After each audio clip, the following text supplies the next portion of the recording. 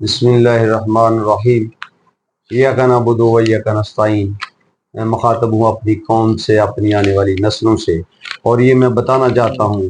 کہ میرے ملک اور قوم کے ساتھ کیا کچھ ہو رہا ہے۔ کہ دیکھیے آج کی جو مین ایک انہوں نے خبر لگائی ہے کہ شہباز شریف 27 ارب بینک کے ذریعے لوٹے گئے واپس کرائے گا۔ ایک عام آدمی، لے مین، کامن پرسن یہ جانتا ہے کہ شہباز شریف کامیڈین پی ایم وہ شخص ہے جس نے 1100 ارب روپیہ ہڑپ کر لیا ہے اور قوم کو چونا لگا گیا ہے، اور اب ایجنسیز کے ساتھ مل کر، نیوٹرل کے ساتھ مل کر اب برجمان ہے، بطور پی ایم بنا ہوا ہے۔ اور مریم نانی جس کی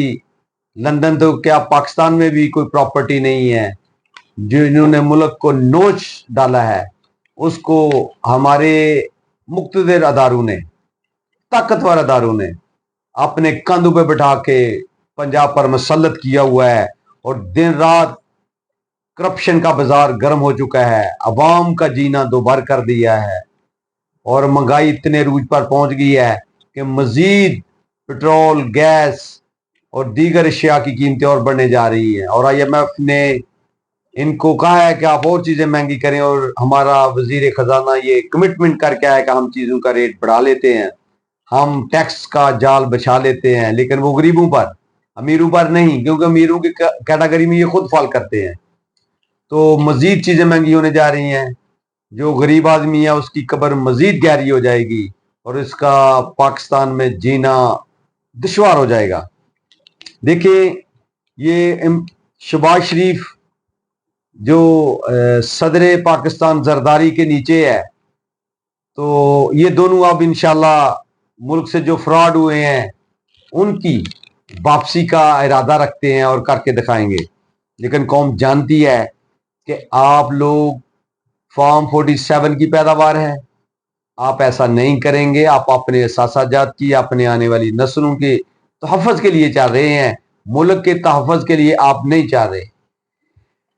جب ایگزیکٹو ایجنسیاں ملک میں دھاندلی کروانا چاہتی ہوں، وہ الیکشن کا معاملہ ہو، وہ خزانے کا معاملہ ہو، یا کوئی اور ہو، تو کون ہے جو ان کو روک سکے؟ جو موجودہ الیکشن ہوئے ہیں 19 تاریخ کو بجوڑ میں، جو ریٹرننگ آفیسر کے دفتر میں ایجنسیز کے لوگوں نے گھس کر آر او کو مارا پیٹا، تشدد کا نشانہ بنایا اور کہا کہ ہمارے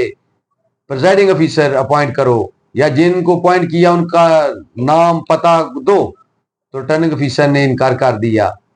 جو حلقہ NA 8 ہے غالباً بجوڑ کا۔ تو اس نے خط لکھ کر، جو ڈسٹرکٹ ریٹرننگ آفیسر ہے اس کو خط لکھ کر یہ بتا دیا ہے کہ ایجنسیز کیا رول ادا کر رہی ہیں۔ جو جب دھاندلی کا، جب ایجنسیز کا غیر قانونی، غیر آئینی اور اپنے اختیارات کا غلط استعمال کرتے ہوئے اتنے زیادہ ثبوت، واقعات مل جائیں، تو پھر بھی ایجنسیز سوئی ہوئی ہوں، تو پھر اللہ ہی حافظ ہے اس ملک کا۔ دیکھیں پہلے 6 ججز نے یہ خط لکھ کر بتا دیا کہ ہمیں ایجنسیز دھمکیاں دے رہی ہیں، ہمیں ایجنسیز اپنی مرضی کے فیصلے لینے کے لیے سب کچھ کر رہی ہیں۔ پھر اس کے بعد جب انہوں نے خط لکھا تو ہمارے جو چیف جسٹس آف پاکستان قاضی فیاض عیسی ہیں، انہوں نے ایجنسی کو تحفظ دینے کے لیے ایک ریٹائرڈ جسٹس مصدق گلانی کو کمیشن مقرر کر دیا کہ یہ دیکھیں گے کہ ایجنسیاں دھمکی دے رہی ہیں کہ نہیں۔ یہ بھی قوم کے ساتھ ڈرامہ تھا۔ پھر قاضی فیاض عیسی نے یہ کیا کہ جب وہ اسلام آباد ہائی کورٹ میں جسٹس تھے، تو انہوں نے ایجنسیز کے خلاف جو ریفرنس ایجنسی کے خلاف جو فیصلہ صادر فرمایا تھا اور بتایا تھا کہ میں بڑا مضبوط قسم کا جج ہوں اور میں ایجنسیز کے خلاف ہوں، میں جمہوریت کو بحال کرنا چاہتا ہوں، اور جو فیض آباد دھرنا ہوا تھا TLP کا، وہ ایجنسیاں نے کروایا تھا، پیسے دیے تھے، تو اس فیصلے کو دفن کرنے کے لیے قاضی فیاض عیسی نے دوبارہ ایک انکوائری کمیشن پٹ اپ کر دیا کہ وہ فیض آباد دھرنا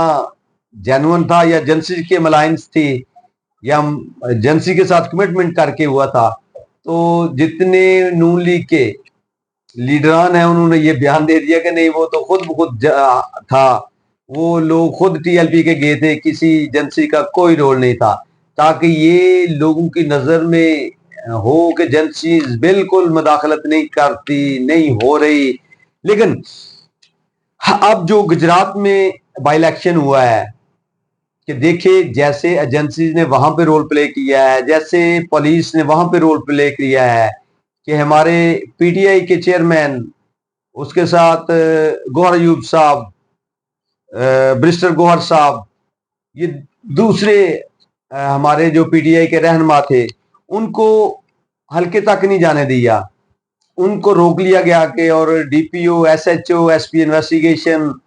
और डीएसपी वगैरह जितने वहां पे मुलाजमीन थे, उन्होंने यही कहा कि हमें ऊपर से आर्डर है कि आपने आगे नहीं जाना। पीटीआई के जो एमपी एमएनए थे खुरम मंच साहब, उनको साथियों समेत गिरफ्तार कर लिया गया। क्या इसको हम फ्री एंड फेयर इलेक्शन कहेंगे? हमारी जो एजेंसीज हैं वो मसरूफी अमल हैं कि फॉर्म 47, 45 को किस तरह प्रोटेक्ट किया जा सकता है। और इस दफा उन्होंने जो इलेक्शन का एक नया मरियम नानी और पीएम पाकिस्तान, डमी पीएम और कॉमेडियन पीएम को खुश करने के लिए और मजीद मजबूती देने के लिए जो बाई इलेक्शन हुए हैं, उन्होंने धांधली के नए नए तरीके ईजाद कर लिए हैं और एजेंसीज उनके साथ मिली हुई थी। लेकिन ये कैसे मुमकिन है कि अगर वो एजेंसियां जिन्होंने मुल्क को दुरुस्त की तरफ लेके जाना है, मुल्क के लोगों को तहफ़्फ़ुज़ देना है, आइन कानूनी की बहाली करानी है, आइन कानून पे अमल दरामद कराना है, जब वो बजाते खुद इस चीज पे कायल हो जाएं कि लोगों को उठाना कैसे है, लोगों से 2 नंबर काम कैसे करवाने हैं, बाई इलेक्शन में मुलव्वस के कैसे होना है और जितवाना किसको है, हराना किसको है, तो फिर कौन शख्स है जो मुल्क को दुरुस्त डगर पे लेके आ सके? देखें, अरफान सदीकी साहब जो गालबन सेनेटर भी बन चुके हैं नून लीग के, उन्होंने अभी एक प्रोग्राम चल रहा था जिसमें उन्होंने इंकशाफ कर दिया, बगैर सवाल किए ही इंकशाफ कर दिया कि मैं आपको बताऊं कि नवाज शरीफ असल में प्राइम मिनिस्टर ही नहीं बनना चाहता था, उसने मेरे कान ने बता दिया था। लेकिन जब दूसरी तरफ देखें तो राना सनाउल्लाह कहता है कि हमें तो 2/3 की अक्सरियत दी नहीं गई, इसलिए हम मुल्क का कुछ नहीं कर सकते, कुछ नहीं देख सुन सकते। और तीसरी तरफ देखें तो कॉमेडियन पीएम हमारा शहबाज शरीफ कहता है कि मैं हर काम में नवाज शरीफ से मशवरा करके आगे जाता हूं या करता हूं। इनकी सबकी एक दूसरे से जो बयानात हैं तो बिल्कुल मुनफरिद हैं, कोई कुछ कह रहा है, कोई कुछ कह रहा है, और ये बागी बनना चाहते हैं कि एजेंसीज हमारे साथ नहीं है, एजेंसीज हम मुख्तलिफ हैं, हमारी राय, हमारी सोच फहम एजेंसी के साथ नहीं है, बल्कि हम इनके अगेंस्ट हैं। ये कौम जानती है कि आपको हुकूमत में लाने वाला, आपको ये सारी वजारतें देने वाला, वजारत उज़्मा पे बैठाने वाला और 10% को मुल्क का सदर बनाने वाला कौन है? वो अमाम दीन है। कौम जानती है। आप जितना मर्जी जोर लगा ले, जितना मर्जी लोगों को ये दिखा ले कि हमारे साथ इनका कोई ताना बाना नहीं जुड़ता, लेकिन इमरान खान ने देखे अब खुद एक लेटर लिख दिया है चीफ जस्टिस ऑफ पाकिस्तान को कि आप एक्सटेंशन ना लें और आप मेरे केसेस में ना बैठे, क्योंकि आपसे मुझे कोई तवक्को नहीं है कि आप मेरे साथ इंसाफ का मामला करेंगे, बल्कि आप तो 2/3 और अपनी एक्सटेंशन का सोच रहे हैं और उसके बारे में चाह रहे हैं। देखें, हमारे एक साबका चीफ सेक्रेटरी जो जीबी में रहे हैं रुएदात खान साहब, उन्होंने कौम से, वो फौत हो गए, उन्होंने कौम से माफी मांगी है। 1971 में हम गलत साइड पे लगे हुए थे, हमारी वजह से मुल्क टूटा है, और मैं कह रहा हूं कि कोई लाकानूनियत की हद नहीं रहेगी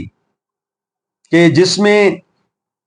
हम पीछे रह जाएं। क्योंकि देखिए आज भी कस्टम के कुछ जवान शहीद हो गए हैं, एक इंस्पेक्टर और 3 गालबन सिपाही थे, तो लेकिन हमारी एजेंसियां तो लगी हुई हैं अपने ऊपर नीचे करने के मामलात में, आरओ को दुरुस्त करने में, प्रिजाइडिंग ऑफिसर को दुरुस्त करने में और इलेक्शन में हराने और जिताने में। तो दहशतगर्दी अपने रूज पे जा रही है, महंगाई دنیا کی جو سطح غربت ہے اس میں سب سے غریب ترین ممالک میں ہم فال کر گئے ہیں، اور آئی ایم ایف نے ہمارے اوپر اور بہت بڑا احسان کر دیا ہے کہ جتنی غریب، جتنے جنگ زدہ ملک ہیں اس کی فہرست میں پاکستان کو بھی ڈال دیا ہے۔ دیکھیے صومالیہ، سیریا، جو ایسے ممالک ہیں اس کی لسٹ میں پاکستان بھی چلا گیا ہے۔ اور اب یہ بتائیں کہ یہ پاکستان میں کس طرح سے سرمایہ کاری ہو سکتی ہے، یہاں پہ لوگ کیسے آ سکتے ہیں جو ملک کی جنگ زدہ ڈکلیئر ہو جائے، اور یہ آئی ایم ایف نے اور امریکہ نے کیا ہے۔ تو بہرحال اب قوم کو سوچنا ہوگا، اگر دنیا میں پاکستان کا نام روشن کرنا ہے، اپنی قوم کو آگے لے کے جانا ہے، اپنی قوم اور اپنی آنے والی نسلوں کا سوچنا ہے، تو پھر ہمیں آئین قانون، اور جیسے میرا قائد کہتا ہے کہ اگر آئین قانونی ہوگا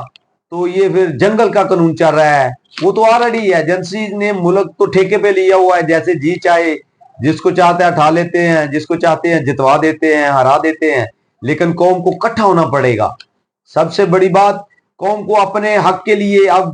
دیکھیں تحفظ آئین کی جو ایک موومنٹ چلنے لگی ہے، اس کے لیے قوم کو اکٹھا ہونا پڑے گا اگر ملک کو ترقی کی منازل طے کرانی ہے، اگر ملک کو آگے لے کے جانا ہے۔ اور اب جمعے کو فیصل آباد سے انشاءاللہ جو تحفظ آئین کی تحریک چلنے لگی ہے، اس میں سارے لوگ بھرپور شرکت کریں، اور ملک اور قوم اور آئین اور قانون کی بحالی کے لیے اور اس ملک کا سر بلندی پر لے جانے کے لیے